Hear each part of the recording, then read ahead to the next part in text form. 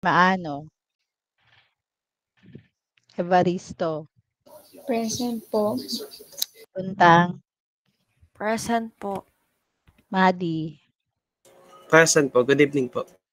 good evening sa Malinog, Present po, ma'am. Good evening po. Alegre, Present po, ma'am. Good evening po. at saka sa Sbrenyo. Bakit pa kulang-kulang itong sa Sbrenyo? Present po, ma'am. Sa group D po kasi ako, ma'am, dito sa subject na to. Ay, sorry. Kaya pala, sabi ko, bakit ito walang wala sa ko, wala sa class record ko. Sabi ko, ala, paano ko nakapagbigay ng prelim grade? Okay. Sa group C, kumpleto ba ang group C? Sinong wala sa group C? Paki-check nga.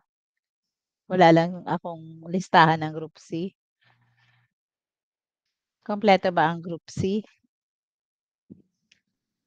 Ma'am Del Mundo po present, Group A po.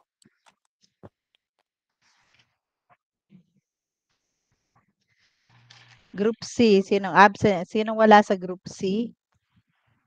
Ma'am, ay, kumpleto po. Group C, Darrell, wala. Lahat nandyan? Apo, ma'am. Sa group D, sino ba ang group D? Group D, sila. Si Mark lang po yung wala, ma'am. Oo. Si Gabrilio. Si Gabrilio ang wala. Emma. Okay. Opo, ma'am, si Gabrilio po. So I did not know that this will have to be our last day for the lecture. Wala pa naman si Ma'am Jo. Sandali lang.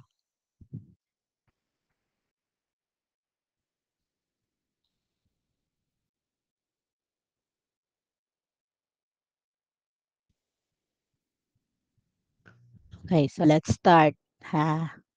Hindi ko talaga maano. Uncomfortable ako pag wala akong camera.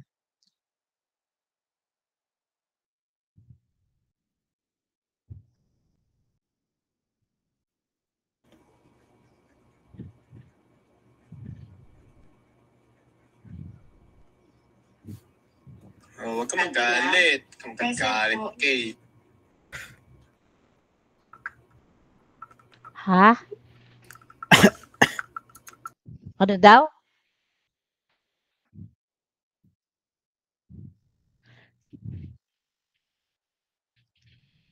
Ay, sorry po, sa video po yan.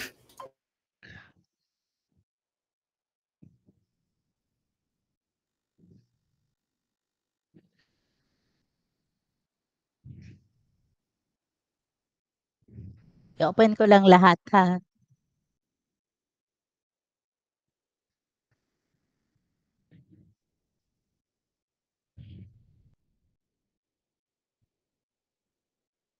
O, ayan. Okay.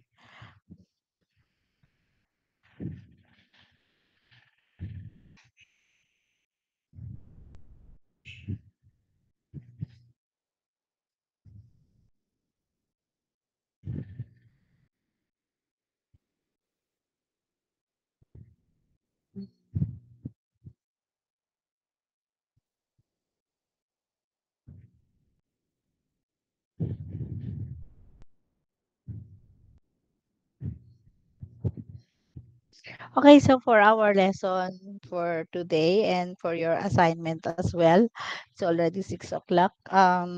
So let us just discuss the activities of daily living because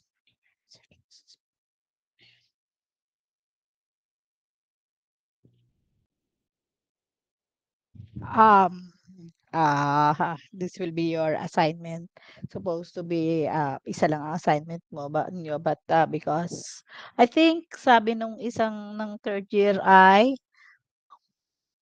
walang pasok sa 27, tama? Tapos sabi nila sa 4 daw will be the nursing days. Tama ba? Kung alam nyo? Yes po. Yes po, ma'am. O paano yan? Di wala na tayong klase. 11 na. 11 will be your exam. Hindi ko pa nga tapos yung grade nyo hindi ko pa na-encode. Ay, hindi ko pa nako-compute.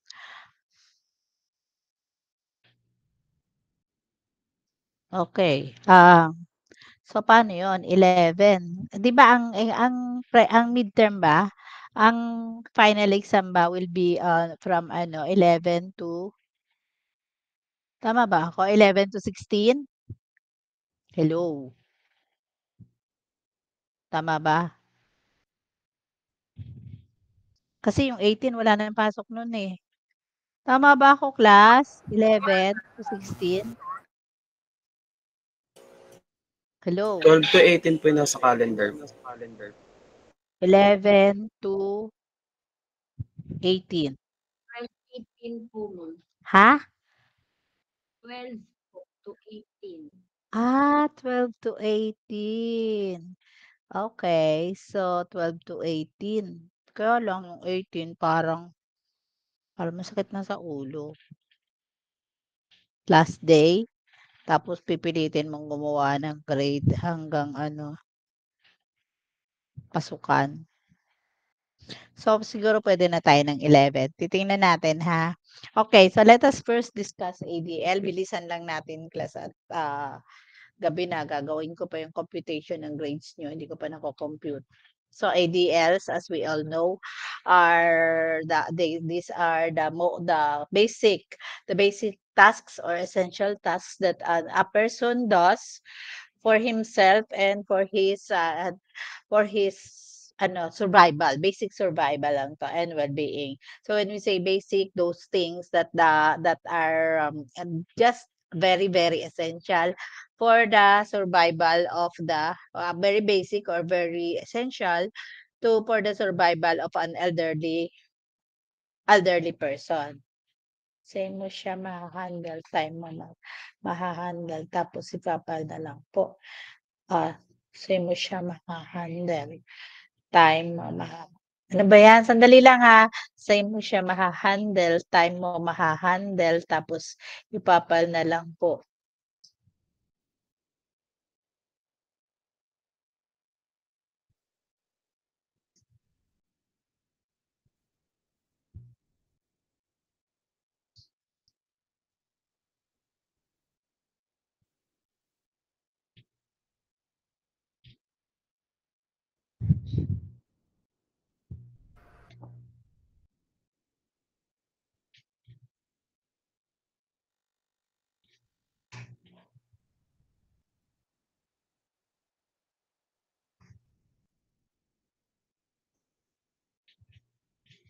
Okay.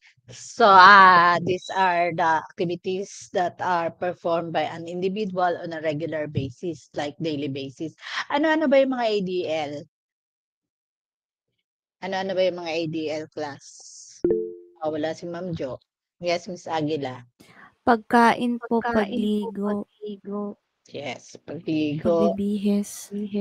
Yes, and grooming and elimination and other essential activities or tasks that a person must do on her own. Kaya nga meron tayo na there are tests for or there are tools that are used to assess the ADL of a client. So it says here, the occupational therapy practice framework defines ADL as activities that are oriented toward taking care of one's own body. Why is it necessary for us to assess the ADLs of our clients, elderly client? Anybody, you may raise your hand. Bakit essential sa atin as nurses? It is our responsibility to assess the ADLs of our client. What for? Why do we have to assess? Ano ba? Hello? Yes. Yes. Arceo. I think ma'am kaya po natin ina-assess yung ADL para po malaman natin yung level of independence nung elderly. Tapos ano po natin siya sa pag-adjust ng care plan. Yes, at na interventions or care plan. So these are the activities of daily living like bathing, showering, toileting, toilet hygiene, eating, feeding, eating or feeding, functional mobility or movement or ambulation, sexual activity, and personal device care. Pero yung personal device care and sexual activity, hindi naman talaga ayun, very basic ano, kasi, remember we are talking here of elderly population. Um,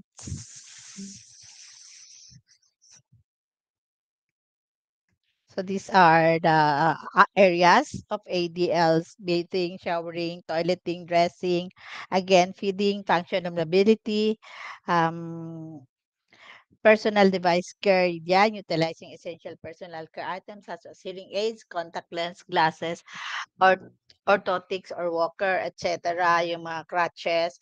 Kaya lang yung mga ano, hindi ito kasama sa, hindi, these are not included in the CATS index or CATS index of ADLs that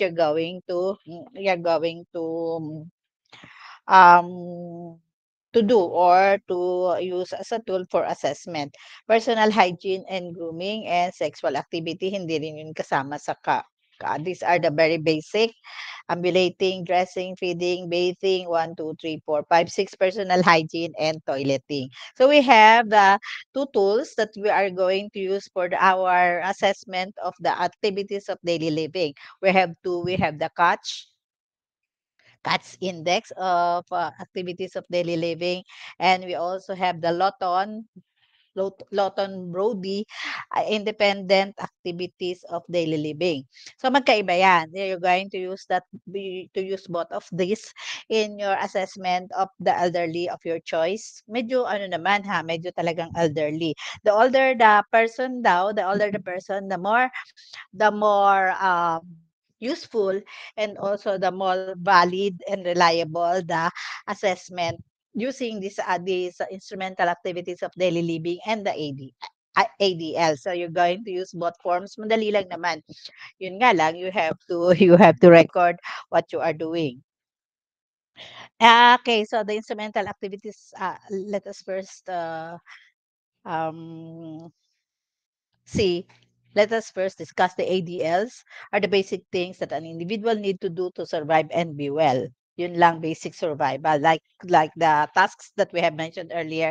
While IADLs are the things that an individual can do to enhance his or her personal interactions or environment. Ito naman yung ginagawa ng pasyente na iba na kadagdagan sa kanyang ADL na kaya pa niyang gawin to enhance her environment and to enhance also her personal interactions. As we all know, when the individual is living alone, the interaction or the communication with other persons are also diminished. 'Di ba, nare-reduce yung kanilang ano, while this independent instrumental activities of daily living or IDLs, it can also help the client communicate or interact with other people and with the environment, and also to enhance his or her environment. Hindi yung ang ADL kasi kahit hindi siya maglinis o kahit hindi siya makipag-communicate, as long as she can do those basic tasks, she can be considered independent. Pero dito sa instrumental activities of daily living, there are additional tasks that we have to um we have to we have to um assess. So again, these are IADLs. Ito naman yung kanina ADL lang 'yon. But ADL are also included in the IADL. Bago magkaroon before you can before a tasks included in the instrumental activities of daily living is performed, the client should have performed independently the different ADLs or activities of daily living.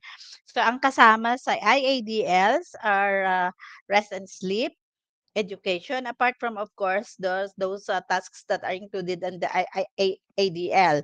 So rest and sleep, education, work, play, leisure, and social participation.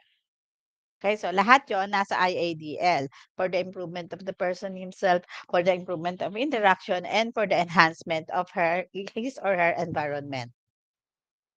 So what is the difference? What are the differences between ADLs and IADLs? Ang ADLs are composed of bathing, toileting, getting dressed, walking or ambulating or movement, eating meals, and personal hygiene only. When it comes to instrumental activities of daily living, it also it includes para sa ADL because granting that if you're going to assess the IADS, it is presumed that the client is independent in her ADLs. Bago siya makaperform ng instrumental activities of daily living, alam niya, ay nagagawa niya independently ang different ADLs. These are the most basic and most essential tasks of an individual. In our case, of elderly individuals.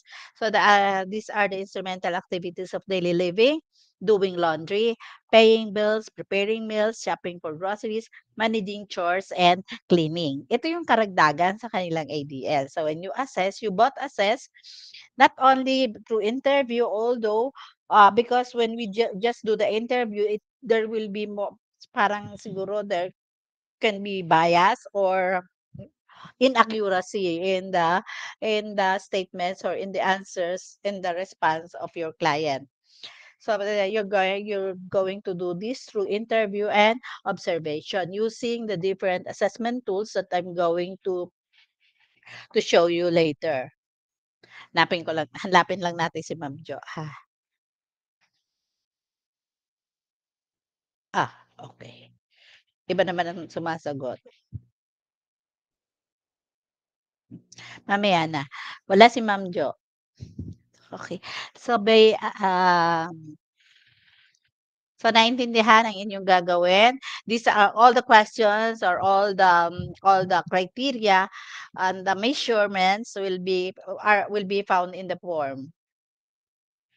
Are found in the form, hindi will be, are found in the forms that you're going to use.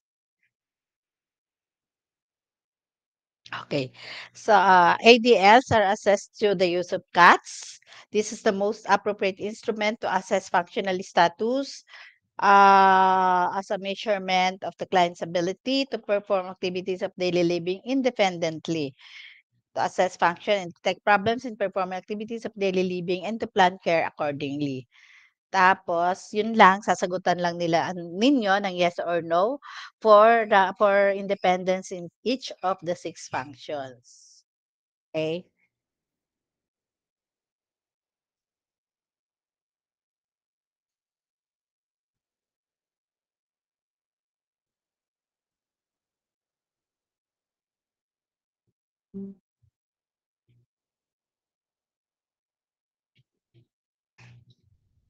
So this is the CATS class.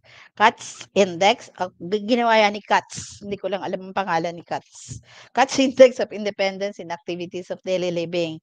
So you have you may or may not write the name of your client. Hindi na ID, age na lang ilagay nyo dito as a patient ID, okay? And the date of your assessment.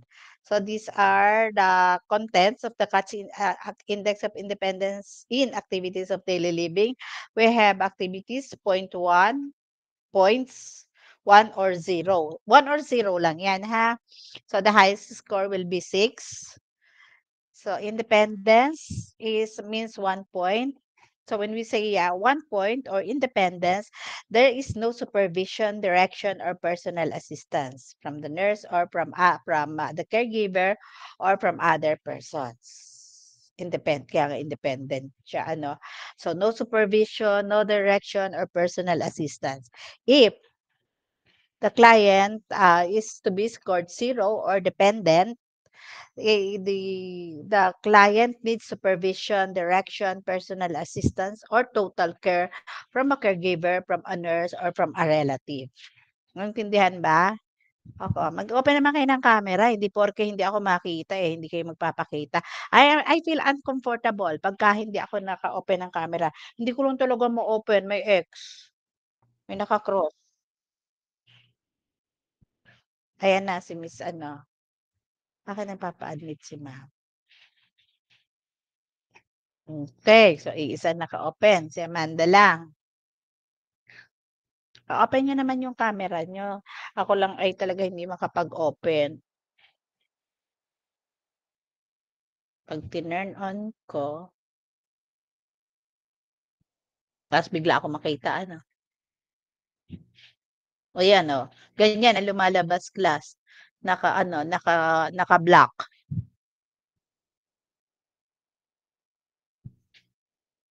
Kaya ito-turn off ko na lang para makita man lang yung letra. Okay, so for bathing. Hello, nandiyan pa ba kayo? Gising Yes pa ba po. kayo? Opo. Hello, gising ba? Dito po, ma'am. Yes po, ma'am. Yes po, ma'am. Ayan.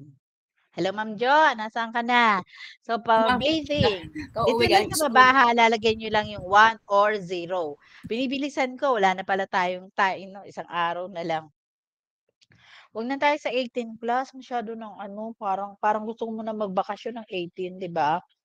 So, bathe at saka ano, there are other things that we have to do. We have to ano, meron pa kayong exam, meron pa kayong written exam plus your evaluation. So, bathing. 1 point if the client bathes self completely or needs help in bathing only a single part. Okay? Back, limb na may sakit, limb na may sugat, o paa, kamay na may sugat, para isang single part lang, ha? And genital area or disabled extremity. Hindi extremities. Pag extremities na yon or may dagdag na ng genital area or back, 0 na yon. Okay? So pag 0, need help with bathing more than one part of the body, getting in, out, or he needs help also in getting in or out of the tub or shower, requires total bathing. 1 lang. 1 yun lahat ha. Papaliguan mo o kaya hindi makalabas, makapunta sa bathtub, ipupunta mo pa, aalis mo pa. Lahat yun 1. So sa dressing, 1 point if the client gets clothes from closets and drawers and puts on clothes and outer garments complete with fasteners. Ibig sabihin na ibutones niya, na ilalagyan ng hook and eye, na ipapasen niya, na itatali niya ang kanyang garments, outer garments. Pero the client may have help tying shoes, yung matatanda na nagsusuot ng rubber shoes pa, nagra-rubber shoes, marami ang mga elderly na nag-aano.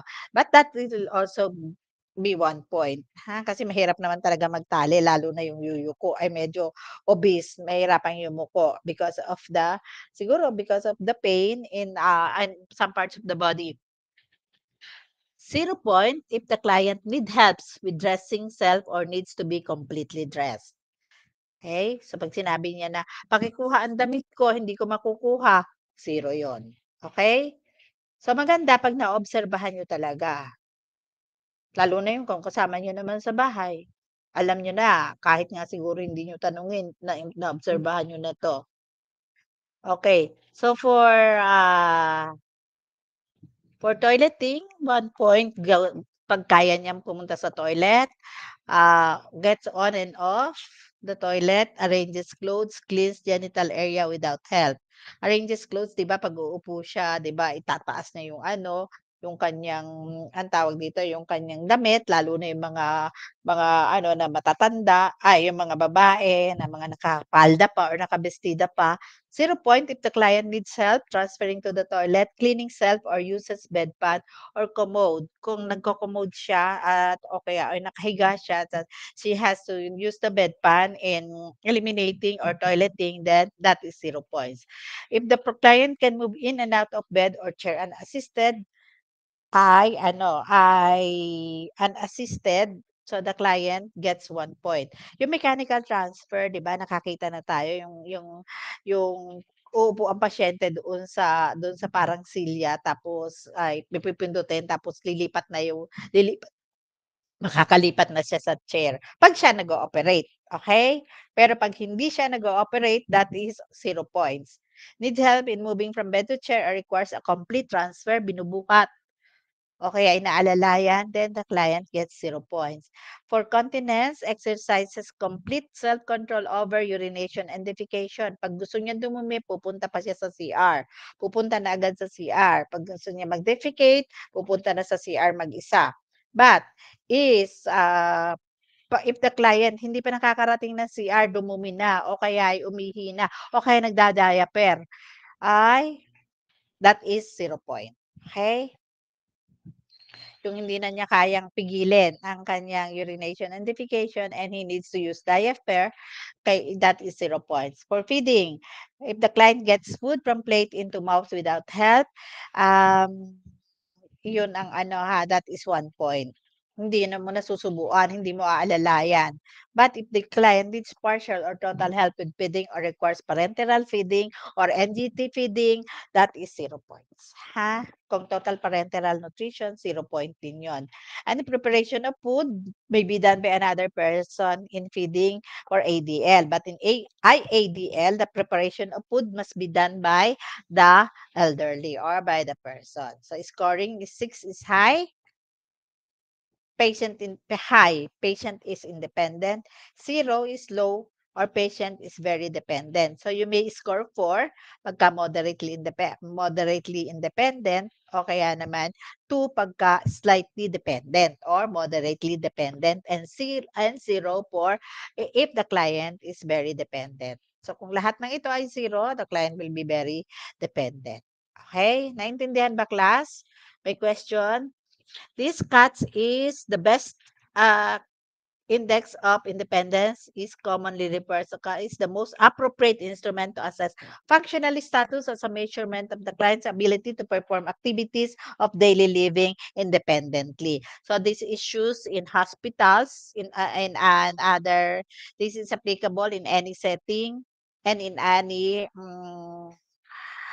kahit sa bahay, kahit sa institution, kahit sa hospital, and it should be taken when the client is well. Hindi yung may sakit. Kasi syempre pag may sakit, mababawasan ang kanya independence. Okay? So after 2 months or after a month, pwede nyo rin siya ulit i-check kung may pagbabago. Diba? Yan. Or tapos, compared to periodic or subsequent measures. Halimbawa, kinuha na nyo ngayon, 6 siya. After 2 months, 4 na lang. Bumababa ang kanyang ADL. Okay? So, there might be something wrong. Baka may sakit ang pasyente o kaya naman ay because of aging. This is better used for persons who are, as the person ages. Habang mas matanda, mas magandang gamitin ng ADL. Ang CATS ADL. Okay? Kasi kung it will signify kung matanda na, mga 80 years old na, 85 years old na, at independent pa rin siya, that is a very good sign. Pero kung 60 pa lang, o 70 pa lang, at 2 na ang kanyang score or 0, that is not a good sign of independence. Okay? May question ba? Hello? Wala po, ma'am. Walang question, ha? Okay. Very good. Walang question.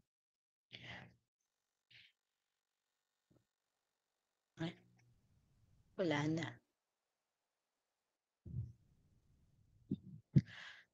So this one naman is used for instrumental activities of daily living, IADL, the Lawton-Brody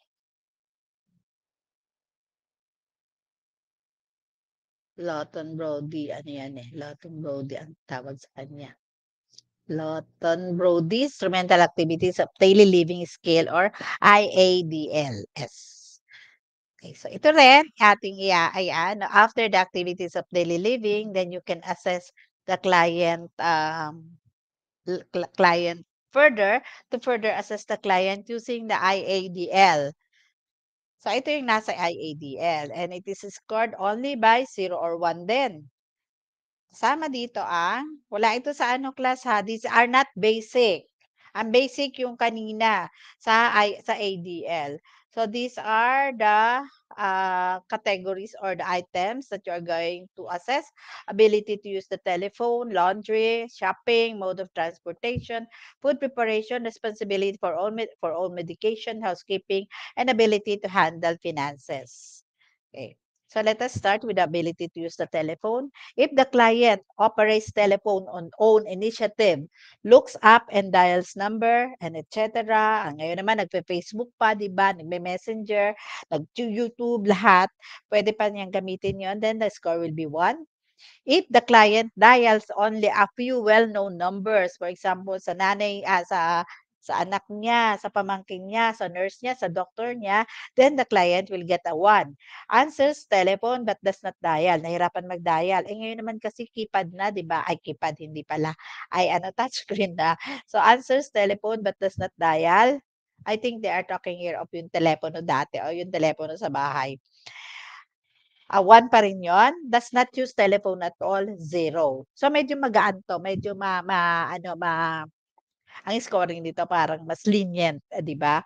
But about the shopping, if the client takes care of all shopping needs independently, nakakapag-grocery pa, nakakapamalengke pa, the score is 1.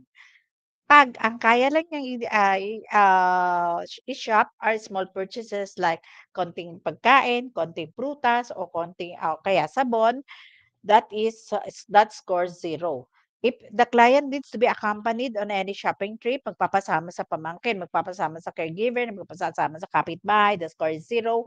And if the client is completely unable to shop, hindi siya talaga pwedeng hindi makabangon o hindi talaga siya nakakapunta ng palengke because of her condition, the score is 0. Now, if the client can prepare the food and serves adequate meals independently. Iba pa yung class na adequate at saka hindi adequate. Plans, prepares, and serves adequate meals independently. Namili, nagluto, adequate ang kanyang meals. Pwede may kasama pa siya sa bahay. The score is 1. But if the client prepares adequate meals nga pero ang ingredients ay dinadala sa kanya, hindi siya ang bumili, the score is 0. Okay? Kasi nga, nandun sa taas, completely unable to shop or needs to be accompanied. Wala namang masasama. Tapos, 3, heat, serves, and prepare meals or prepare meals but does not maintain adequate diet. Okay. Nakakapag-init ng natirang pagkain niya o nakakapag-prepare pero konti lang ang ipini-prepare niya o kaya lugaw lang, for example, ang kanyang nai-prepare. O sandwich lang na very simple. But the diet is not adequate, so the score is 0. Tapos, if she needs to have meals prepared and served by other people, the score is 0 as well.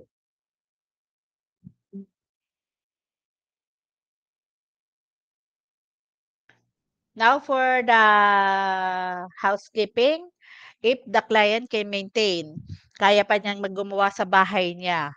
Wag lang yung heavy work, domestic help na kailangan may mga bubuhatin siya o magmomow ng lawn o kaya ay maglilinis ng mga agyo or ng mga taas.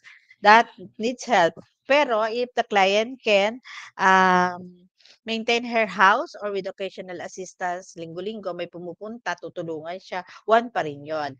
Perform slight daily tasks such as dishwashing and bed making, 1. Perform slight daily tasks but cannot maintain acceptable level of cleanliness, okay pa rin yun. Pero, if the client does not participate in any housekeeping tasks, hindi nagwawalis, hindi man lang naghuhugas ng pinggan, pati ang kanyang beds hindi niya ma-make, and then the client will score 0. About the laundry, kung nakakapaglaba pa si nanay, then the score is 1. If she only launders yung mga maliliit na bagay like yung bra, yung panties, yung brief kung lalaki, sa mga hankies, yon, the score will be 1. Also, but all laundry must be done by others. Nagpapalaba kasi hindi na niya kaya. Hindi sa dahil mayaman siya. Kung hindi niya kaya, the score is 0. Sa mode of transportation, if pwede pa sumakay ng jeep, mag-isa, o nakakapag-drive pa, the score is 1. Tapos, pag nagtataxi siya, at wala namang pero siya yung tumatawag ng taxi niya o kaya ay siya yung nakikipag-contact sa mga Grab o kaya doon sa mga ibang services, transport services, pero hindi gumagamit ng public transport, the score is still 1. Tapos, if the client can travel in public transportation but accompanied by other people, by another, the score is 1. But if the client only travels by taxi or automobile na may driver yan ha, o kaya ay may tumawag ng taxi para sa kanya, the score is 0. Pag hindi na makapag-travel, hindi na makaalis ng bahay, of course, the score is 0.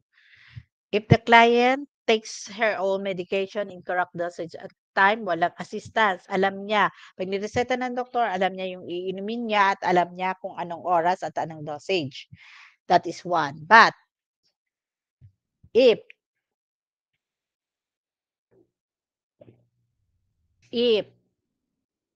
may nag-prepare na sa kanya in advance, 'di ba yung mga anak naman ngayon, yung mga anak o yung mga kamag-anak, caregiver, mga nagse-separate na sila sa kanilang 'di ba meron silang lalagyan ng medication tapos naka-separate na yung 4 AM after meals. 12 o'clock, 5 o'clock, naka-separate na 'yan. So 'pag naka-separate na and the client has the responsibility only of taking pero hindi siya nag-prepare at hindi siya nag-separate, the score is 0. If the client is not capable of dispensing all medication, kailangan pa painumin, kailangan pa i-remind, puntahan lagi para painumin, the score is 0. Okay, may question ba? My question. So you're going to do this through observation and interview.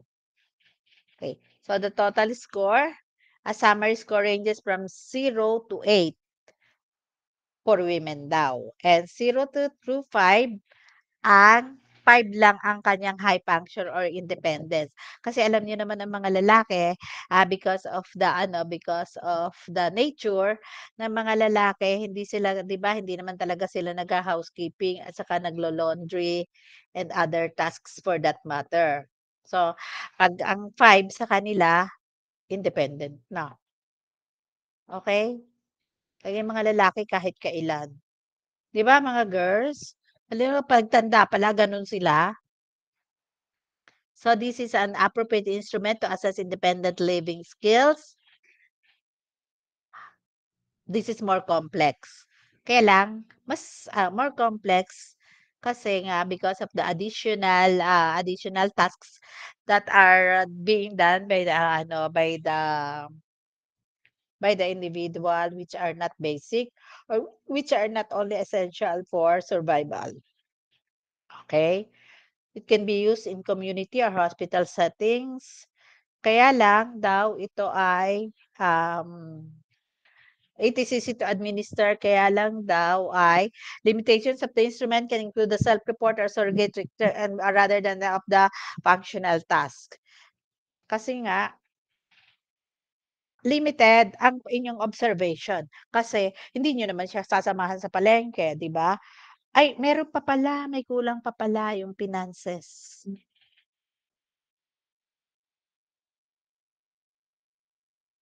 Meron pa pala, ayan. Ability to handle finances.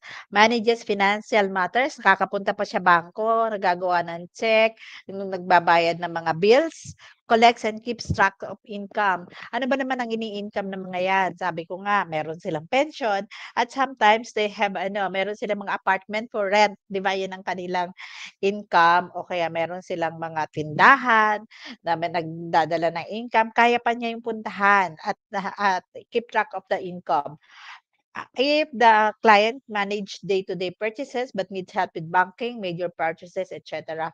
Pwede siyang nag-grocery siya, namamalengke siya, pumupunta siya sa kahit na bumibili ng tinapay, kahit araw-araw. Kaya lang hindi na siya kailangan niya lalo na kung may online banking. Pero yung mga matatanda gusto niyan may passbook. So, kung may kasama pa, pagpunta sa bangko para i-assist siya. So, for example, magde-deposit or magwi-withdraw, if the client is making major purchases like mga appliances at saka mga kung anong gamit that costs a lot or parang medyo mabibigat, so the client needs help with that, but the score is still 1. But if the client is incapable of handling money, hindi na alam kung saan gagastusin, hindi alam magkwenta, and the score is 0. Kaya lang class, the good news is, 'di ba, ang mga matatanda, obserbahan niyo sa mga lola niyo 'yan. Pagka sa finances, alam na alam pa nila kung magkano ang pera nila. 'Di ba? Alam nila kung magkano ang ginagastos at saka magkano kinukupit ng apo.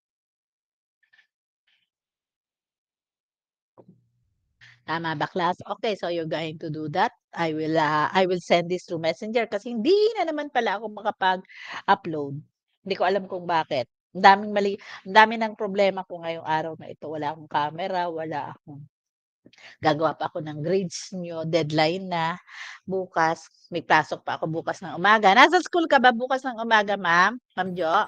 Opo, may klase din po ako eh. Tapos may meeting tayo na hapon, di ba?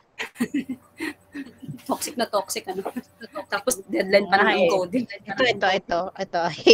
Tatapusin ko ito ngayon. Sumasakit ang ulo ko. Opo. Nabura ko pa naman yung submission ni Di Maano. Kala ko ay nakita ko na. Nabura ko yon submission mo. Hulaan ko na lang grade mo. Okay na. So 6:30. Okay. Since we are running out of time, kasi nga 11, kailangan makapag-ano tayo. You have to have 2 assignments. Isa na lang muna. And then your final exam will have to be rate them. Gagawin na lang natin group para mabilis tayo. Rate them ng group at saka at isang written exam. Okay? Hello. Andiyan pa ba kayo? Yes po, So, ma'am. si Jasper, si Amanda, si Geraldine. Okay, nakikita ko naman.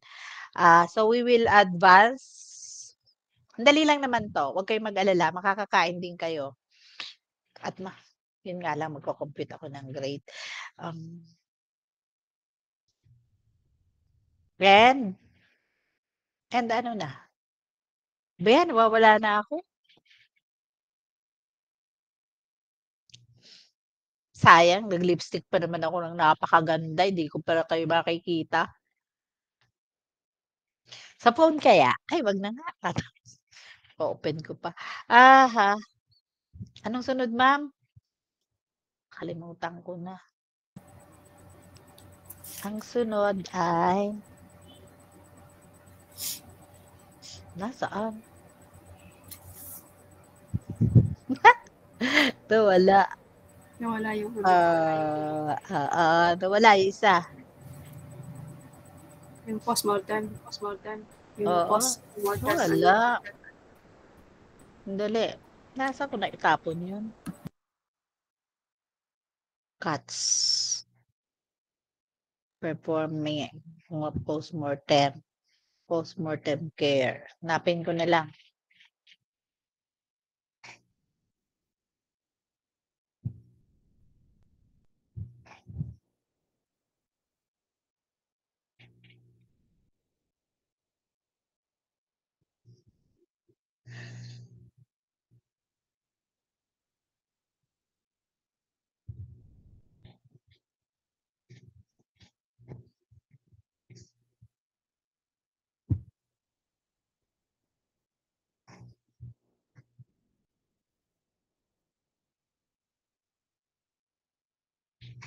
Okay.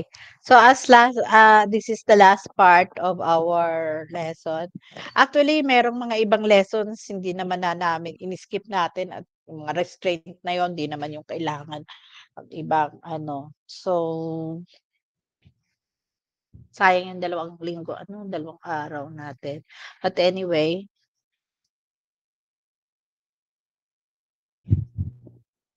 dali, nangangatim pa ako. Okay, so let us discuss the end of life care, and this is also necessary for you. Nakapag-postmortem na ba kayo? Hindi. Nakita na kayo ng Opo. patay. Yes po, ma'am. Nakapag-postmortem. Nakita na ng patay, nakapag-postmortem. Okay.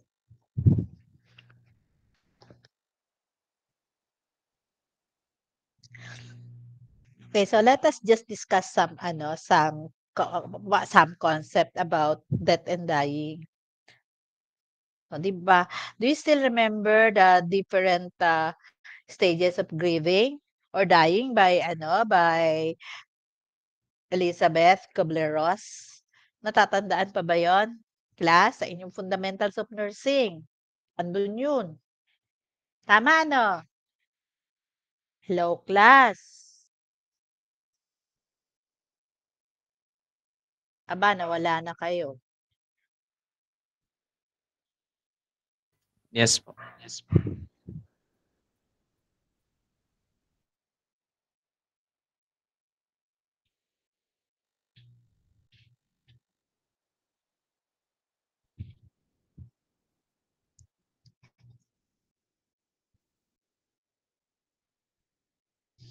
Dali, Carla ako. May text si Ma'am James, si Sir James pala. Ma'am James tuloy.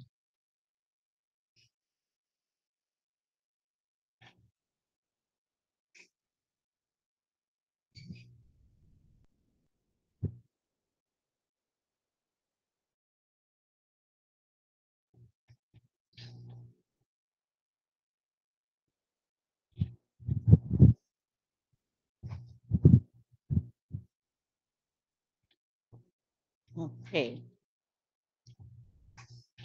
Anong araw ba ngayon? Lunes?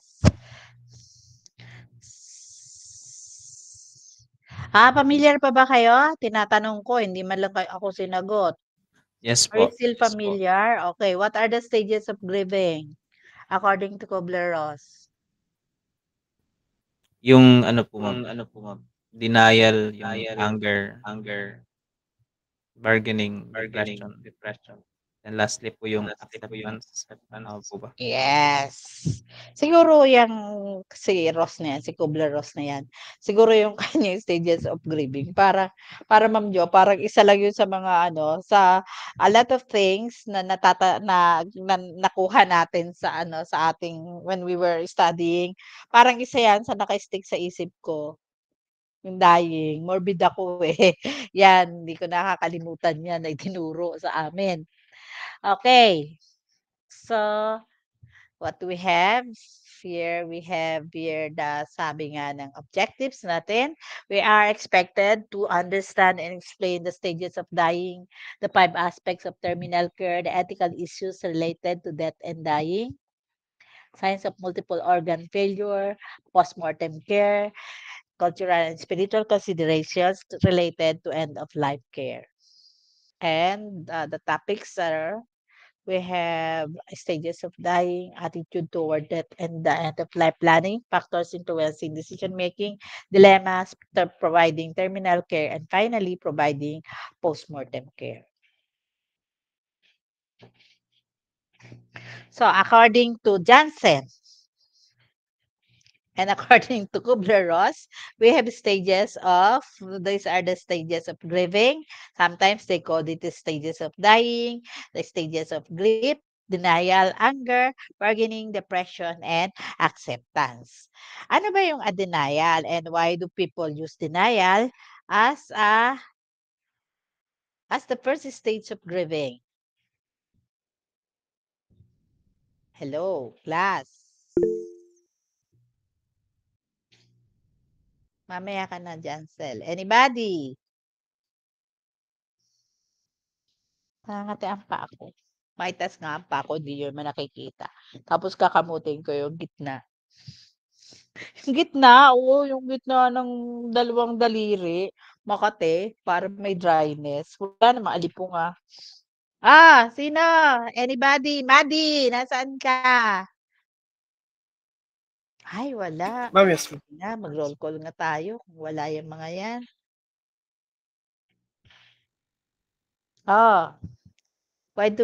Hello? Anybody? Yes.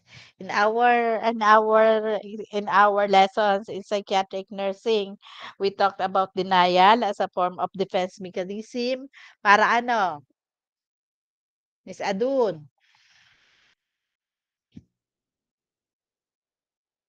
Sulong. po, ma'am? Mm.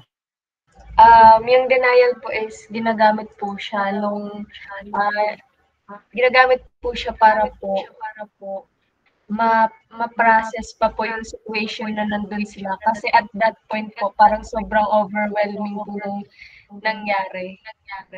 Kaya ayun po. Mm. So this is a type of defense mechanism. Yan naman talaga ang una, di ba? The denial na ayaw na the person or the relatives or the person, for example, na-diagnose siya ng terminal illness or ng cancer.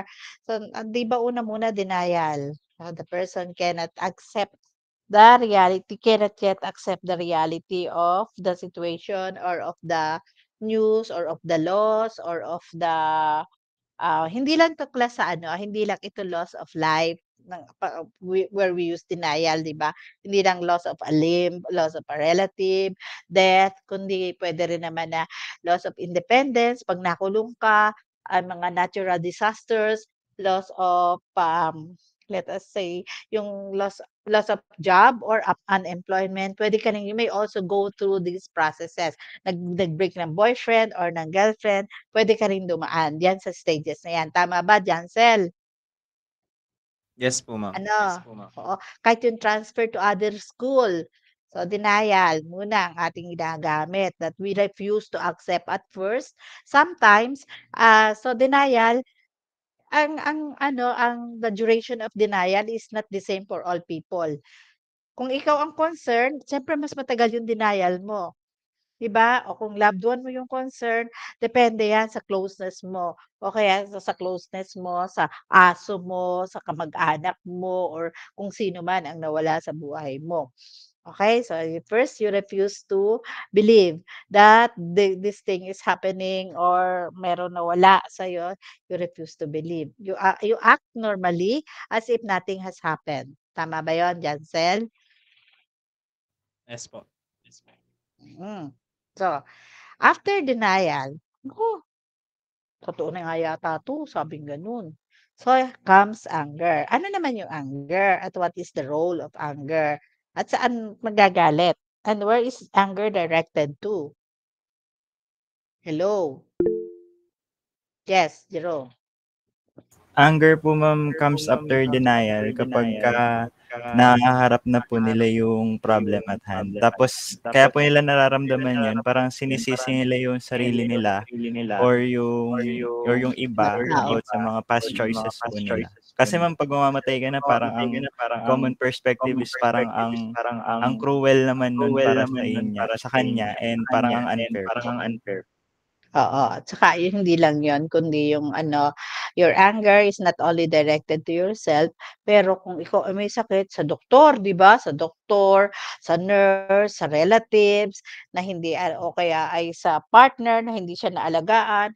And kung ibang loss naman, of course you have to vent your anger para lang meron kang masisi, 'di ba? Sa pangyayari to validate your response after denial. Okay. Na kailangan may masisi ka, kaya nangyari 'to, 'di ba? Na that is some people are to be blamed because of that. Next is bargaining naman, 'di ba? 'Pag galit na, ayoko na.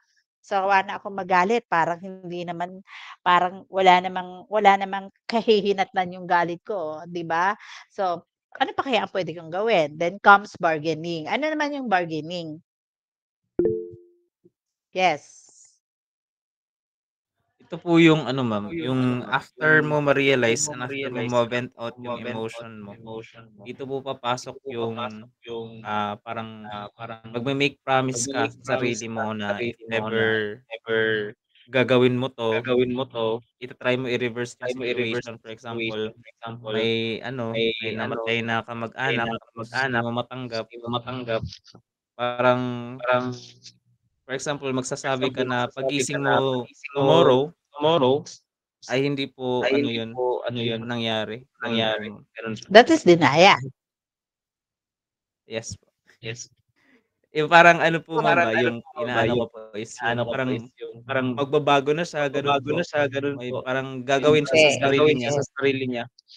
Para lang maibalik. Yes po. Okay. So, most commonly sa 'di ba, sasabihin mo, "Ay God," sasabihin mo na or any supreme power na, magpapakabait na ako, gagawin ko lahat ng gusto mo or gagawin mo yung, yung dapat mong gawin or yung mga tama.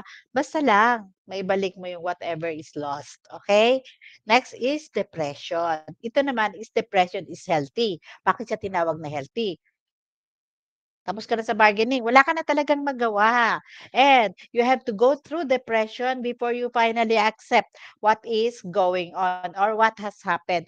And mind you, class, ang acceptance is na acceptance doesn't come to everyone. Hindi yan nangyayari sa lahat ng tao. Sabi nga, um, kahit na even until death, merong mga tao na hindi nakaka-accept ng kanyang loss. 'Di ba? Meron talaga na hindi nakaka-accept. Kaya lang during acceptance, meron pa ring depression or sadness pero wala ng denial, wala ng bargaining at saka wala ng anger. Pero it does not mean that the client has fully accepted what has gone on. So depression is sadness.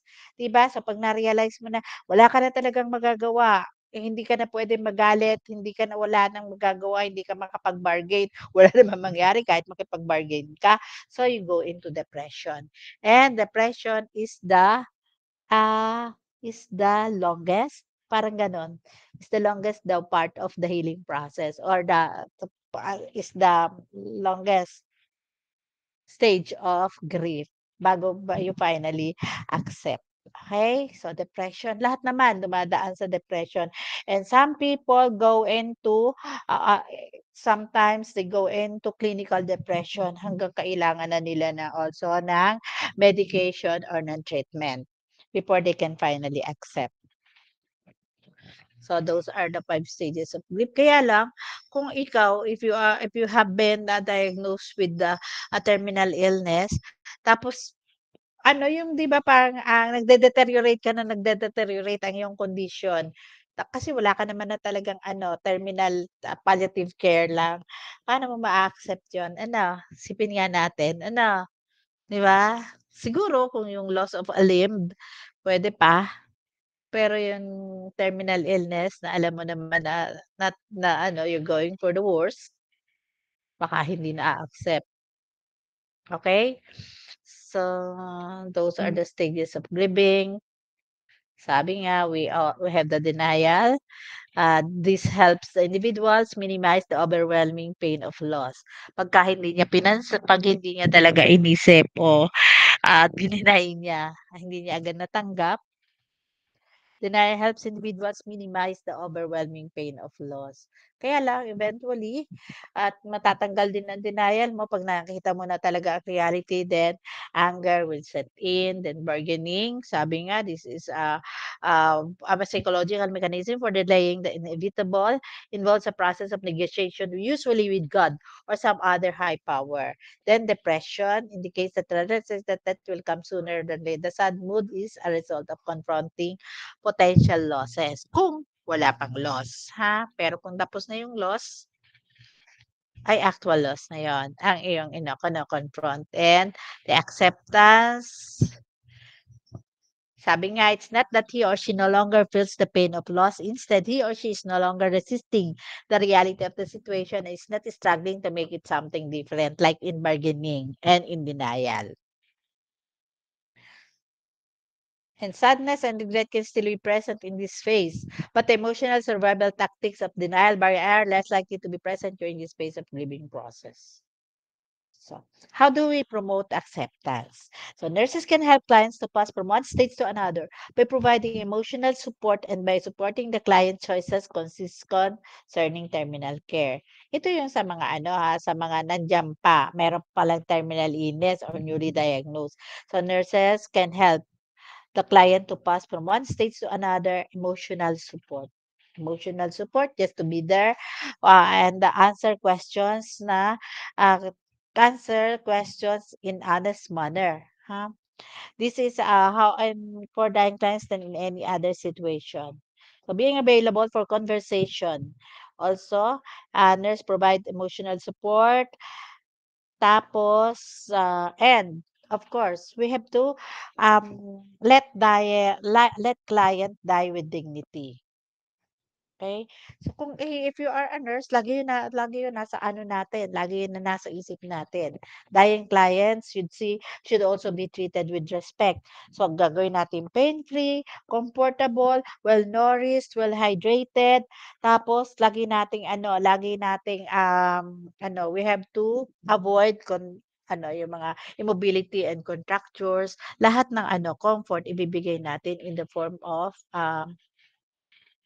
physical comfort and emotional support for the client. So, respecting the rights of individuals includes helping them to choose how and where they want to receive terminal care. Clients may find it comforting to prepare an advance directive. So, sa Pilipinas, class, sabi nga namin kanina, hindi masyadong uso yung advance directive. 'Di ba? Although, sa Western countries talagang, advance directives are honored.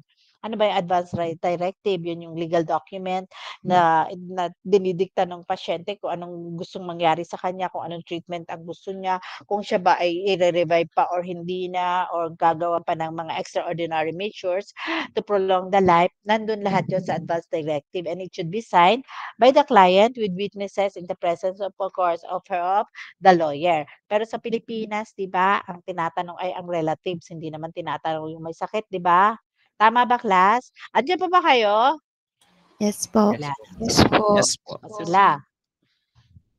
Nandiyan pa daw sila.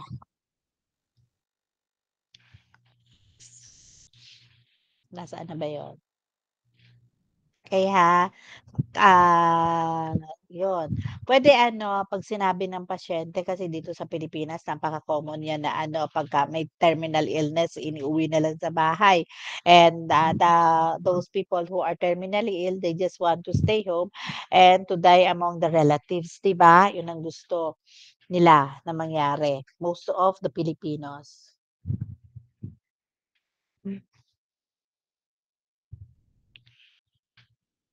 So, the approach to end-of-life care has shifted from purely medical focus to a more holistic approach that takes into consideration of the following. Dati kasi yung end-of-life care na approach, puro lang medical yan. Lalagyan ng gamot, dapat pain-free, lalagyan ng kung ano-anong mga treatment, gagawin pa ibang mga treatment.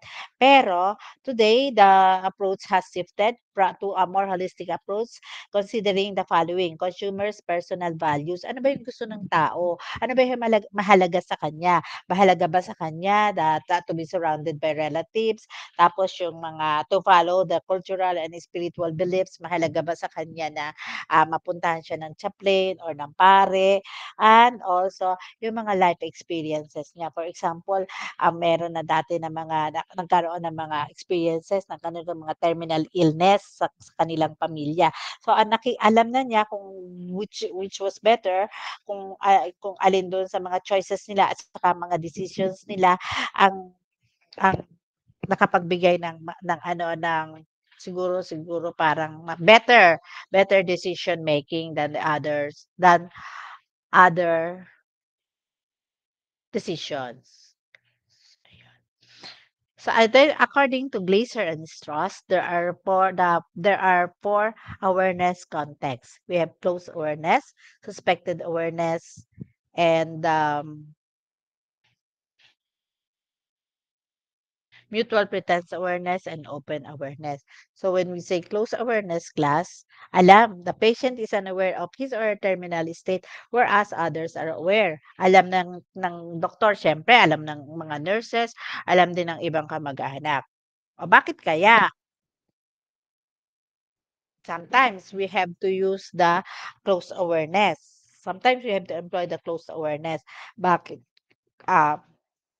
The patient is kept unaware. Hindi pa ako tapos mag-grade. Ano? Hoy, ano? Bakit? Yes, Miss Aguila.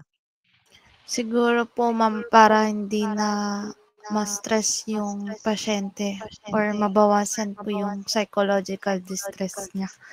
Kasi po may Okay, sakit diba? na siya. Tsaka, yun naman ang paniwala ng iba, 'di ba, na sabagay totoo naman yun, eh. Kahit na siguro kahit may mga nararamdaman silang sakit or may nararamdaman silang mga symptoms, pero hindi wala silang idea that they are terminally ill, siguro mas makakaroon sila ng peace of mind, 'di ba? While others, especially doon sa mga western countries, gusto nila nalalaman daw ang kanilang sitwasyon. Eh, sa Pilipinas, being more closely knit and being more emotional ay marami sa mga kamag-anak ay those who are terminally are kept in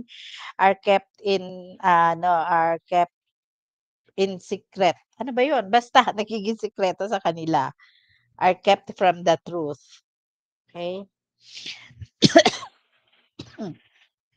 Suspected awareness, the patient suspects what others know and uh, attempts to find out details about his or her condition. Parang nagsususpecha yung pasyente na parang may iba sa akin kasi 'pag tinatanong ko ang nurse tumatalikod o kaya iba yung sinasabi ng doktor, iba yung sinasabi ng kamag-anak ko. Parang meron silang inconsistency sa kanilang sinasabi sa akin, 'di ba?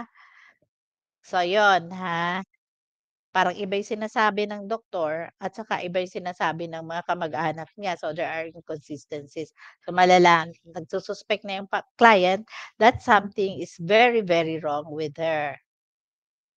Next is mutual pretense awareness. Lahat ng tao are aware that the patient is dying but all pretend otherwise. Alam ng pasyente, alam ng doktor, alam ng family, kaya lang they pretend otherwise. Ang inaano nila kunwari walang seryosong sakit. Siguro okay din naman siguro 'yun, lahat naman, nagpre-pretend na walang sakit, na hindi serious ang sakit. So, parang walang inconsistencies doon. Open awareness, the patient, the family, and health are aware that the patient is dying and openly acknowledge that reality. So, maging mas practical yan, makakapag-decision making at makakapagplano. And these are the factors that influence decision making, cultural perspective, areas that need a particular careful cultural assessment. So, if you are the nurse, you have to be knowledgeable or you have to be culturally competent in the following: communication about death. So, ano ba are they open about death? Pwede ba silang mag-usap-usap about death? 'Di ba may mga culture kasi na parang bawal pag-usapan, meron naman na very open pag-usapan, and meron din naman na there are siguro para may mga protocol pa silang sinusunod, how to communicate, no, dying, terminal illness or the death itself. Tapos the decision making process, paano ginagawa ang decision about the treatment, about kung patay na, about yung mga kung saan, kung paano ang gagawin na paglilinis ng katawan, postmortem, kung saan dadalhin. The decision making process, sino ang gumagawa ng decision final among the family members, amount and type of hindi lang decision making process tungkol sa sa death, kundi sa treatment na gagawin na puwedeng ibigay sa pasyente. Amount and type of intervention that will be accepted according to culture, ha, kasi 'di ba, kung alam natin katulad ng mga blood transfusion na 'yan, ng surgery na 'yan, meron din na mga culture na talagang there are practices and beliefs and values that they have to follow. And what is the significance of pain and suffering doon sa kanilang culture?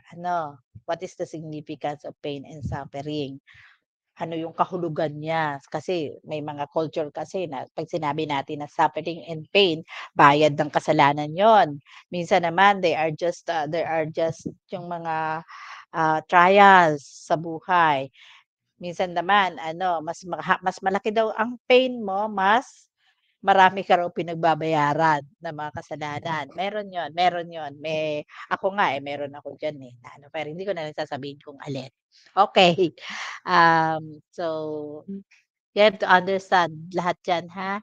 And, what are the factors that influence decision making? Communication. So, there are nursing intervention when patients and families receive bad news. So, kailangan, hindi ikaw lang ha, may physician, may nurse, may chaplain, to facilitate discussion and address concerns. Hindi naman lahat ng concerns alam mo, spiritual concern, mga physical, mga ano, hindi mo alam yan. Mga magiging effect ng different treatment. Communication, cultural beliefs also influence the way one views death and dying. Coping with news about a serious diagnosis is alarmed. The nurse should be sensitive to this and may need to repeat previously provided. Okay. Ha? So, kahit paulit-ulit, minsan paulit-ulit ang tanong nila. So, we have to be patient and empathic. Oh, nasagot ko na yung kahapon, sasagutin ko na naman. So, hindi kasi they need parang constant information. And of course, constant reassurance. Kaya lang wala ka naman ang may reassure. Then, helping dying clients cope. Yan. So, kunwari, dying ng client natin. So, how can we help them to cope with dying? Accept the client's behavior. Galit yan. Diba? Galit yan. Ang sisinghal yan. Minsan, nagiging physically aggressive pa yan. O kaya iyak ng iyak, naghihisteria, ayaw kumain, lahat yan. Accept the client's behavior no matter what it is. Doing so demonstrates respect for individuality. Provide opportunities for the clients to express feelings freely. Giving such opportunities demonstrates attention to meeting individual needs. Okay, hindi yung may sasabihin ng pasyente mo, dying yung client mo, terminally ill. May sasabihin po, ikaw lagi, sandali lang ho, mayroon lang ho akong gagawin. Ha? So, you always have to be empathic. Dapat nilalagay niyo yung sarili niyo. What if kung ako naman ang dying at baligtad ang nangyari? Try to understand the client's feeling. Tapos, use statements in a broad opening such as, it must be difficult for you. Do you want to talk about it? Therapeutic communication ang gagamitin natin. Encourage communication and allows the client to choose the topic or manner of response. Anong gusto nating pag-usapan? Baka naman gustong mag-reminisce, then let the client reminisce. Tapos baka pag-uusapan nyo kung paano siya magmumulto.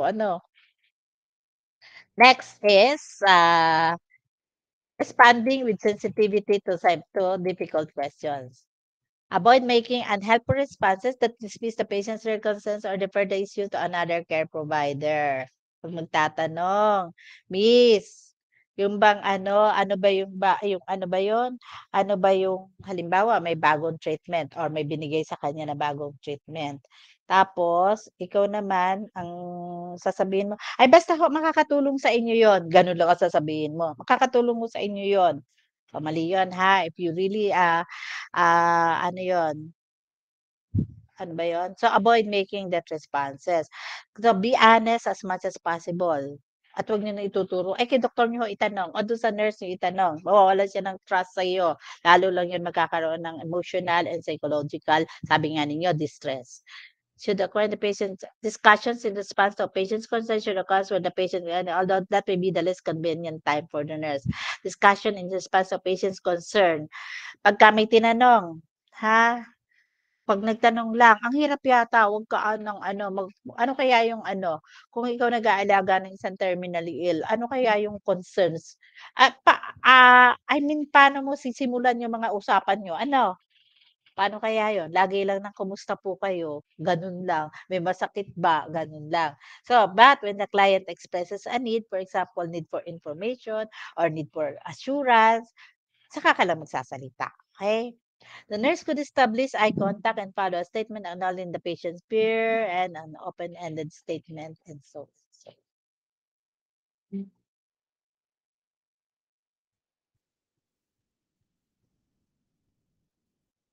Okay, so sabi ko nga kanina, the dominant Western perspective tends to emphasize the right of the individual to make decisions regarding care, regardless of the views of the family or significant others. Sa states talaga, pag meron silang advance directive, talagang susundin yon. Pag hindi nasunod yon, madedemanda at makukulong ang hospital at saka ang mga doktor.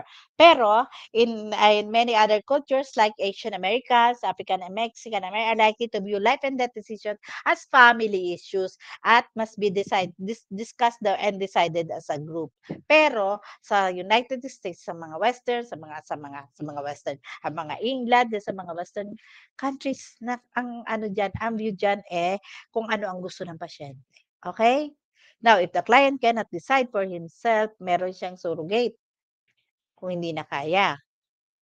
And ano 'yon? Ang family o kaya ay ang doktor. So these are some of the ethical dilemmas. What should happen if one or more of these wishes conflicts with those of the caregivers? Okay. Yung mga wishes niya, dapat number 1 yun, dapat may ano yun, dapat meron yung ano, yung bullet. What should happen if one or more of these wishes conflicts with those of the caregivers or the relatives? Ang pasyente, ayaw na niya ano yan, magpa-revive, DNR.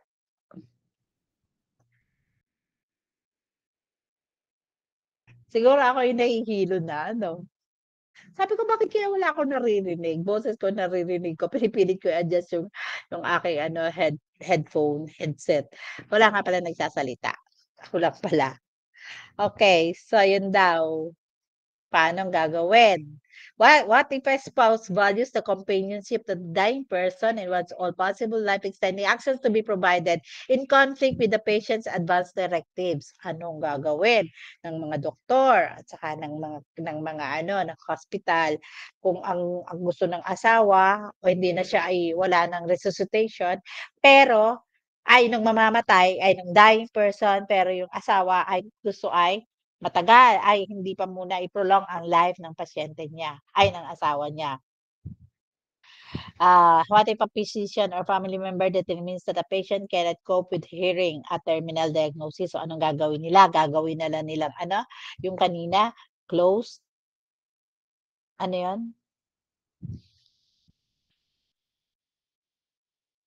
Closed awareness. Closed awareness. What if the nurse thinks that the amount of pain medication ordered is excessive? Kasi talagang pagka terminally ill class, sige lang bigay ng bigay ng gamot. Pero ang nurse, ay masyadong excessive to, baka ma-overdose ang client ko. Kaya lang, parang siguro parang humanitarian, ano yun. Pagka kasi ano, may pain, sige lang na sige ang bigay ng ano, ng medication. Okay, for pain. 'Di ba sabi nga one of the rights or one of the right of the client to die with dignity is to be pain-free. What should be done if death seems imminent during the middle of the night when no family is present? So, nangyayari yan. Yan naman ay tinatawagan. Tinatawagan naman yung mga pamilya niyan pagka malapit ng mamatay. O, punta ho kayo sa ano, medyo emergency na ho si nanay o si lola. O, tinatawagan naman yan. Wala naman na magagawa kung dumating sila the following day, tapos na. So, throughout the terminal illness, the nurses meet his or basic physical needs. Ano-ano lang yon? Hydration. So, may IV fluid pa yan. Kasi hindi na yan makakainom, di ba? Nourishment, tube feeding or parenteral nutrition. Tapos, yung kanilang urinary retention and constipation, dapat bibigyan natin ng ano, through parenteral o kaya ay through NGT, yung for constipation. Tapos, also, lagi daw, you have to keep the client free from foul odor and dry. Ha? So, lagi yung papalitan ng diaper, laging pupunasan, para hindi man naman magkaroon ng foul odor ang pasyente. Kakahiya naman. Kakaawa din naman kung pagpapasok ng kanilang mga relatives, ang ay amoy dumi, gano'n. And yun, strive to keep dying clients clean, well-groomed, and free of unpleasant odors. So, lagi ang pupunasan, pinupulbusan, sinusuklayan, frequent mild care, if there are secretions at maririnig mo yan, eh, yung tawag diyan, death rattle. Parang ang dami niyang plema. So, suctioning is important. Positioning of every 2 hours, relieve pain, and the family members may be involved. Wag lang doon sa major responsibilities. Okay? So, yung halimbawa ay kayo na nga ho ang magpakain sa pasyente o kayo na lang ho, hindi na ho ako marami akong ginagawa, i-turn niyo na lang sila every 2 hours. Wag yun, ha? Because they are already burdened with the emotional impact of the illness. Tapos dadagdagan niyo pa. So, we have the signs of approaching death. Ayan na. So, ano yon? The signs of approaching death are the result of multiple organ failure. Client exhibits signs indicating a decrease in function, then ultimately a cessation. As this is the function, resuscitation, yun na. Yan. These are the signs of multiple organ failure. In the heart, there is hypotension, irregular, weak, or rapid pulse, irregular, weak, and rapid pulse. Pero minsan, mabagal na yan, very weak. Hanggang cold, clammy, and mottled skin, internal bleeding, edema, jaundice, impaired digestion, distension, anorexia, nausea, vomiting, dyspnea, death rattle. Yun nga, yung may maririnig ka na akala mo naghihilik, pero yun ay tunog ng mga fluid sa lungs. Oliguria, meron ako na-witness natagal siya, nag-comatose. Siguro 1 linggo siyang may ganyan death rattle. Kawawa yung tapos nagbabantay ay yung asawa niya. Tapos 'pag umuuwi yung asawa niya, naiiwan yung anak na dalaga. Eh, hindi siya makakain dun sa hindi siya makakain sa loob ng room ng tatay niya kasi nga yan lang, yan dinig na dinig niya yan. Kaya nagpupunta sa station, "Puwede po ba makikain dito? Hindi ako makakain." Sabi niya, "Sige." Kasi dalaga ba, hindi niya kaya yung naririnig niya. Tapos nai-imagine daw niya puro plema. So, kaya 'pag may mga accumulation ng secretions, kailangan siyang suctioning. So, later sa kidneys, wala ng oliguria na at anuria. Tapos pruritus, fever, especially if the brain is already swelling, confusion, disorientation, reduced reflexes, stupor, and then coma and death. Okay. Kapag ilang araw na hindi na nakakakain. For example, hindi na nakakakain, hindi na natutunawan, hindi na rin, anong tawag doon? Sabi ko kanina, hindi na nagigising, kaya ng kumibo. Yan. Okay. Family notification. As the client shows signs of approaching death, the nurse must make the family aware that the end is near. Hindi, ang doktor ang tatawag ha, hindi kayo ha. The nurse informs the physician first, however, if death has already occurred, the physician is responsible for contacting the family and releasing that information. Hindi kayo ha, hindi yung, ay alam ko, friend ko sa Facebook ang app ko nito, sabing gano'n, tatawagan ko na, sasabihin ko na sa kanya, ipo-post ko na. Hindi yon, bawal yon ha. Hindi kayo ang magre-release ng information, laging doktor. Tapos, sometimes the physician delays the news until he or she can talk with the family in person. Punta muna kayo dito ho. Ganon. Pero siyempre, pag nasa States naman ang family, ay di pwede na niyang sabihin. Telepono. Pero pag hindi, the relatives should be spoken to in person. That is determined on the basis that breathing and circulation have ceased. Legally, a physician is responsible for pronouncing a client death, but nurses are correct. Sa Pilipinas, ang nagpo-pronounce ng death is the doctor. Hindi kayo ha. So, when time of death, ganun. Ang doctor yun. Pero kayo ang nagpe-perform ng postmortem care. It involves cleaning and repairing the body to enhance its appearance during viewing at the funeral home, proper identification and releasing the body to mortuary personnel. So, ito ang mga kailangan natin or ninyo. Ayan, mga pads, shroud, Ang nakalagay diyan at paper shroud ha, hindi paper shroud. Ang kailangan natin ay hindi yan. Ang kailangan natin ay nasaan na ba ako? Bedsheet lang ha. Pag sinabi doon sa checklist na may paper shroud, ang gagamitin nyo ay checklist. Ha?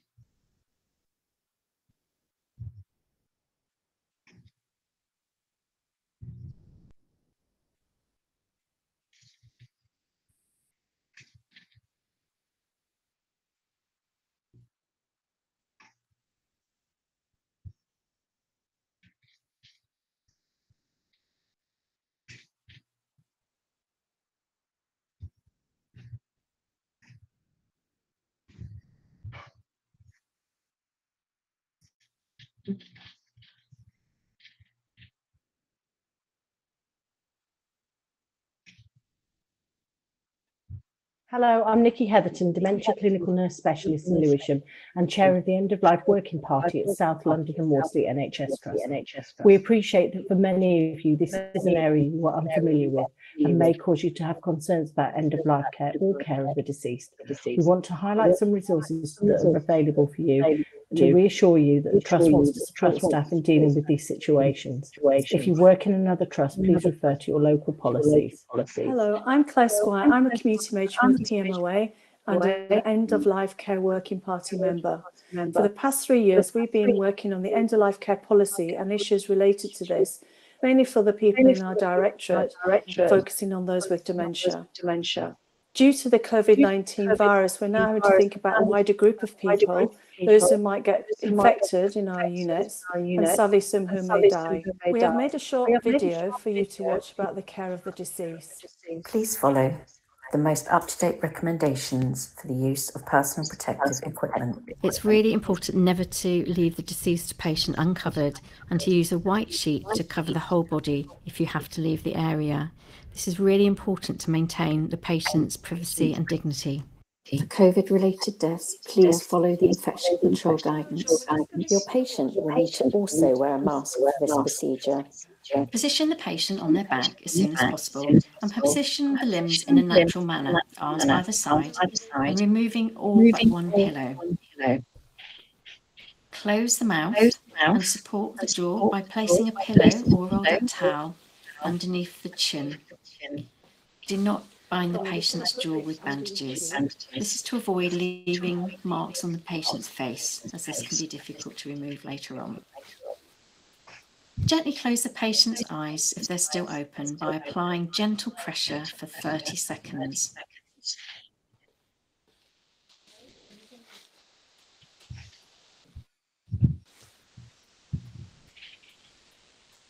Drain the full bladder by pressing on the lower abdomen and collecting urine in a receiver or catheter bag. Leakages may occur from other cavities in the body.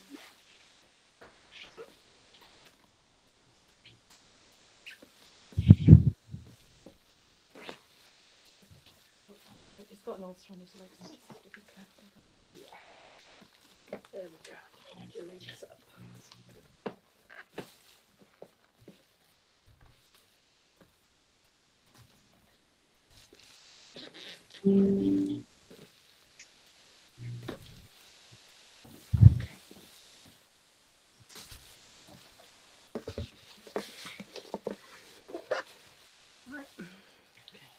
Press down. Got a pad?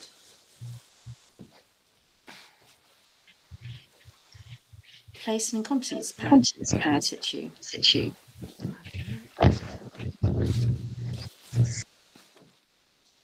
Any wounds should be covered with a clean, absorbent, waterproof dressing. The stoma should be covered with a clean stoma bag.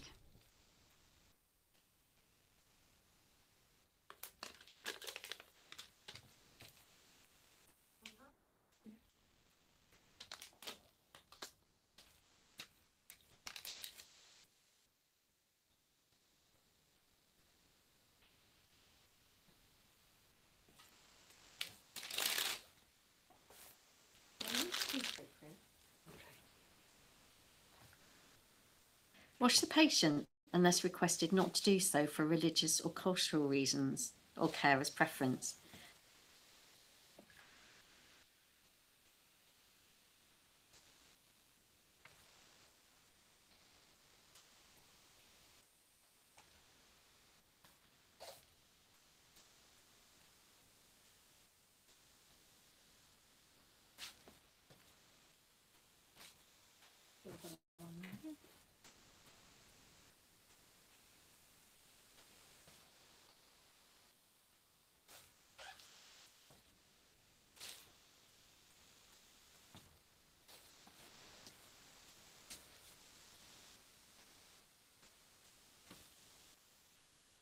For COVID-related deaths, it's not appropriate to perform mouth care.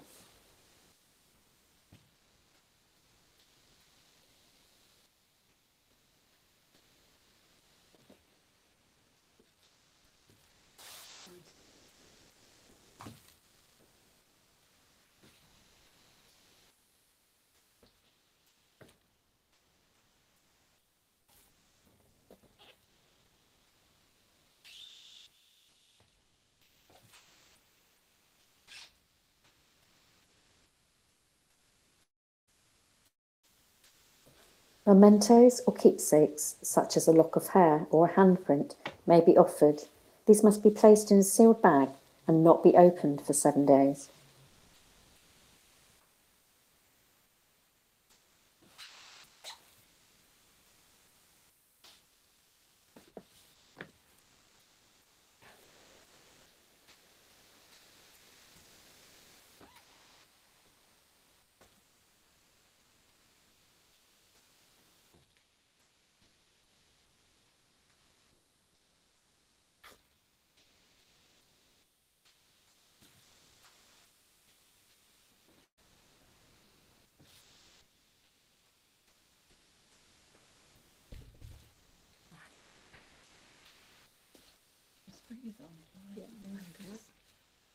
Lift his knee up.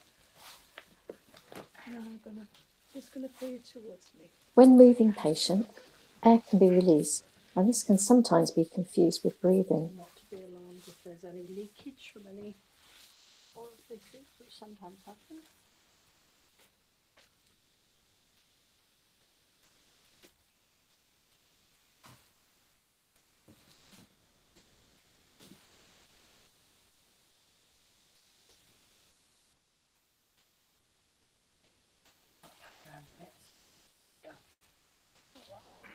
Okay, on your back.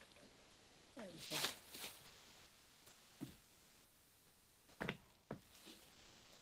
Dress the patient in personal clothing or a white garment traditionally known as a shroud, depending on the policy or the family's wishes.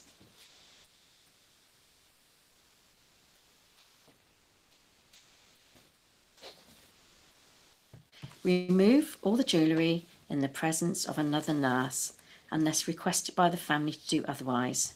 Jewellery remaining on the patient should be documented in the notification of death form. Record the jewellery and other valuables in the patient property book and store the items according to local policy. Avoid the use of the names of the precious metals or gems when describing jewellery to prevent potential later confusion.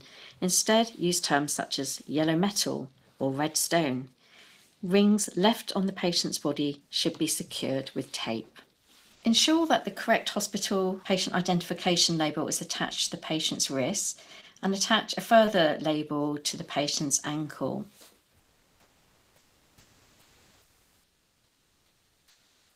Wrap the patient's body in a sheet, ensuring that the face and feet are covered and that all limbs are held securely in position.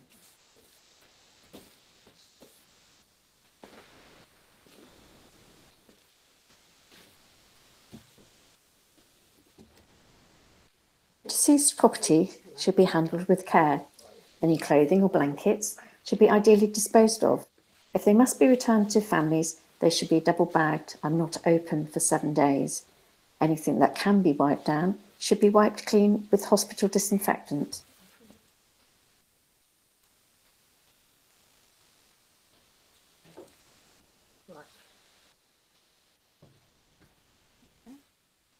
And roll again.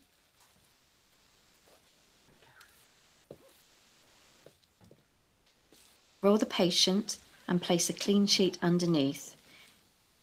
Ensure the bottom mattress sheet is also clean or consider changing this at the same time.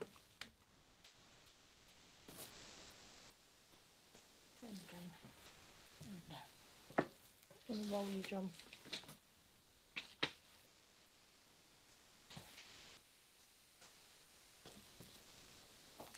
Often nurses continue to talk to the patient as a mark of respect during this procedure.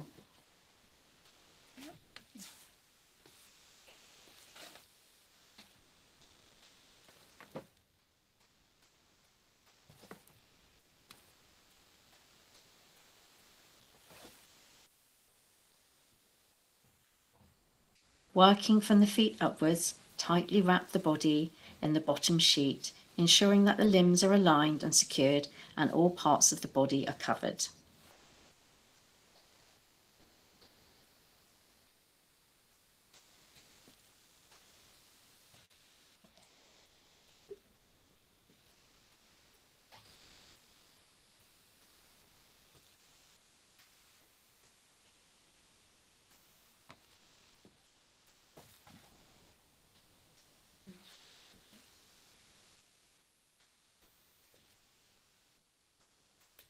Tape the sheet at the points where they meet together, ensuring security of the wrapping. The sheet points over the head should be accessible. Complete any documentation such as notification of death cards. These can be found in the hospital policies. Please attach a notice of death to the outside of the body. In the event of a COVID-related death, the specific COVID-19 notice of death should be completed. For more information specifically around spiritual and religious leads at the end of life, please refer to the Trust policy. Here are some of the resources that we have developed for you at SLAM. There will be an end-of-life care tile on Maud, which will include the end-of-life care policy, care of the deceased video and other helpful resources. There is an email address where you can ask for advice. This is eolc.advice@slam.nhs.uk. The duty senior nurses, DSN offices, are on each site and they can be contacted via the switchboard. Care of the deceased boxes will be in each DSN office.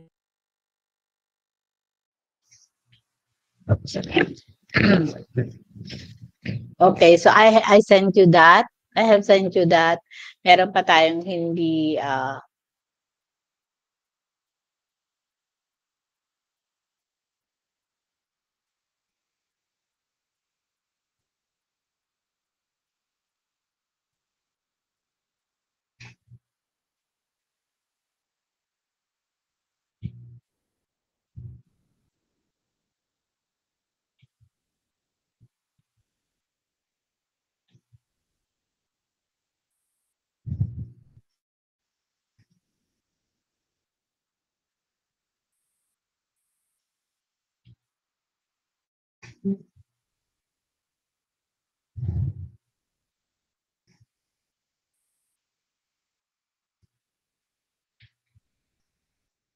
Okay. Are you still there? Andiyan pa ba? Yes po. Yes po. Yes, Okay. po. So yung parang galit na galit si si Amanda. Yes Ay, po. hindi ko ma- Okay. So para tayo ay makakain na.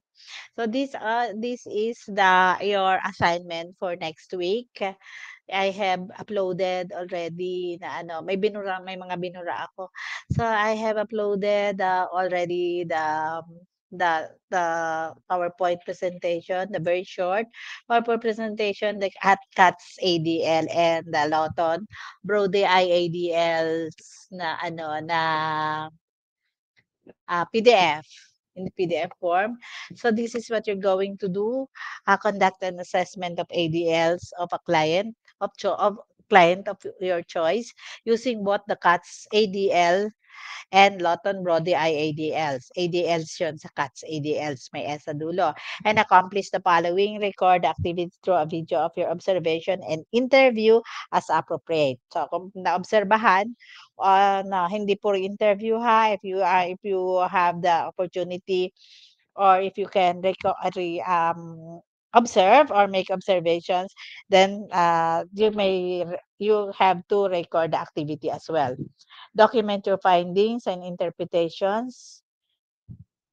So 30 points on video. Document your findings and interpretation, 20 points. And write your journal and reflections on the activity, 20 points. Alam nang gumawa ng journal ha, hindi yung I did the assessment. You have to include only your reflections and your learnings from the activity and submit this bakit ba nandun ang aking signature on or before November 27, 2023.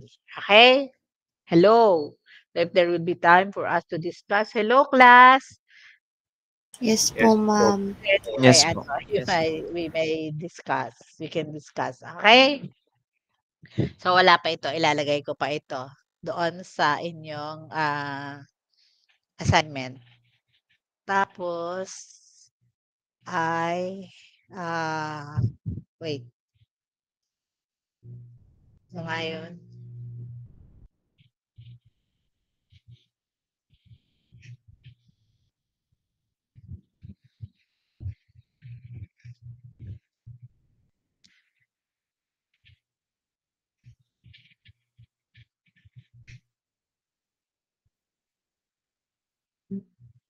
so this is the checklist for your postmortem care. So you will have an exam, a written exam, and you're going to do the postmortem care following reference nyo lang yung video and then you may practice according to the checklist. So ito yung checklist nyo. Hello. Hello class. This is the checklist. I think we have to do it as a group dahil wala tayong time masyado. But and then you will have a written exam. Short lang naman 'yon, a written exam. Both on the 11th of November. So this is the assessment. You have to do this in actual. You have to do this actual performance. Wait sandali lang.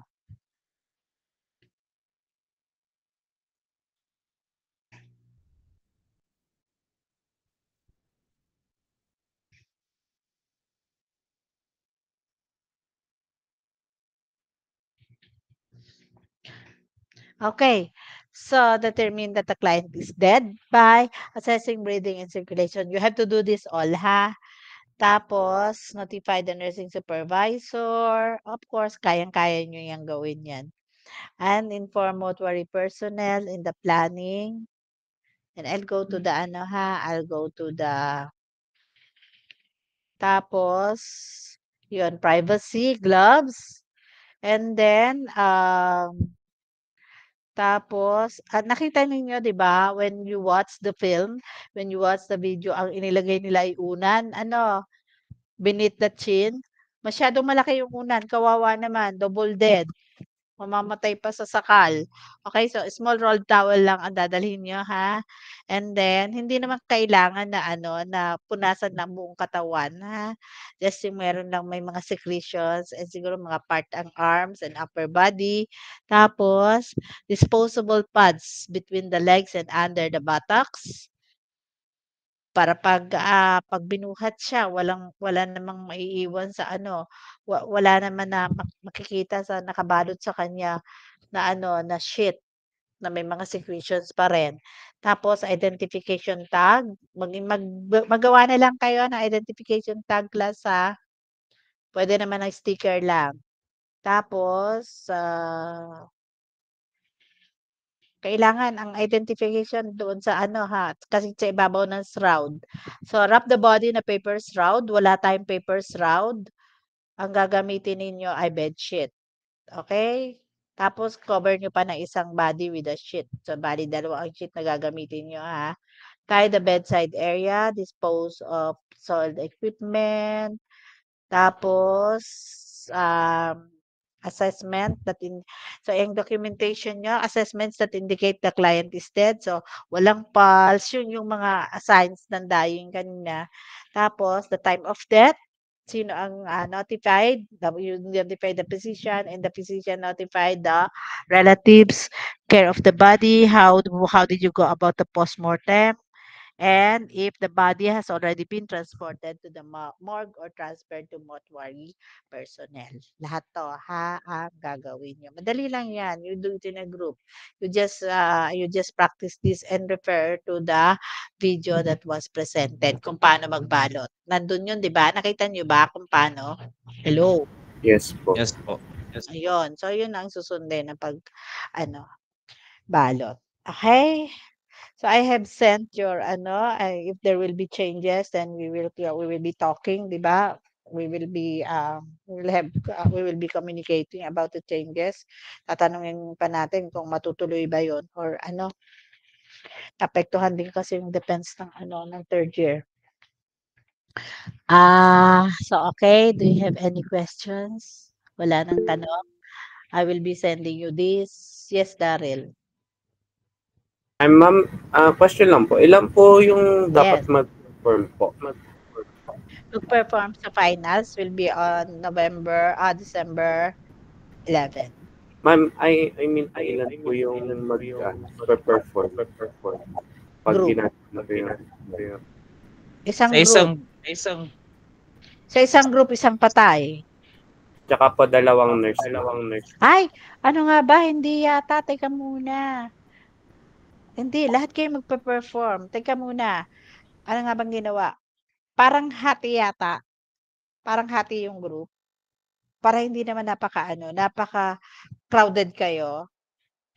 So, i-discuss nyo rin yon habang ginagawa nyo and then you have to parang take part.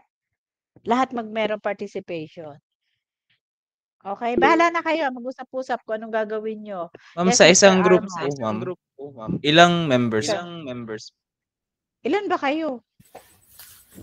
11 po kasi yung iba mo. 11. Ma'am Jo, gawin na lahat na lang Bali, natin. ma'am, yung kanina, ma'am, meron doon, ma'am, yung dalawa yung nag-aayos doon sa, cadaver. Tapos, isa yung nakahiga. Bali, 3, ma'am, yung nasa, doon sa bedside. Pero masyadong maunti yun. Mawawalan sila ng participation yung iba. Siguro pwede, ma'am, dalawa sa isang group, then that will make 8. 30 minutes. Matagal din kasi yan eh. Matagal-tagal din. So, tingnan na lang natin. Basta mag-practice na lang kayo. Mag-practice kayo sa group and individually. Magturuan na lang kayo. Mag-practice, ha? Tapos, titingnan natin yung time constraint natin. Hindi naman pwede na one. We used to do that kasi as a group. Mahaba nga naman yun. Medyo matagal-tagal din kasi yun. Hindi naman napakabilis. So, doon sa isang kwarto, ma'am, ilan sila, ma'am? Ilang kama? Dalawa lang naman tayo. Kaya yung dati, okay. So, dalawa yung papasok mo na partner? Hindi, ma'am. Group yun. Bahala na sila. Lahat sila may participation kung anong mga gagawin. Ipapakita nila mismo yung gawin ng postmortem as a group. Pero may parang patay. group activity. Oo, ma'am. Group, hindi tayo pwede mag-individual, ma'am, yan. Kakainin na oras natin dyan. Ganyan din ang ginagawa namin. Group lang. Group lang, bali parang Or parang siguro group activity, ma'am. siguro Alam sa portion, oo. ma'am, gano'n? Portion. Hindi ma'am, isang diretso lang. Diretso lang. Isang diretso lang itong, checklist, isang diretso lang. Tapos may naka-assign, sino ang magaganito, sino magaganyan, sino magaganyan, Yun. sino magaganyan. Okay. Mag-assign kayo. Oo, Sino mag-usap sila. halimbawa, sino ang mag-a-assess, sino ang Parang magdo-document. group activity. Okay. Mag-usap kayo, oo. Kasi hindi puwedeng mahaba yan ma'am, Oo, matatagal mahaba eh. Sino yung sino yung maglalagay ng ganito, sino magtatanggal ng medical equipment kung meron. Marami naman yan eh. Ilan ba yung steps na yan? 12.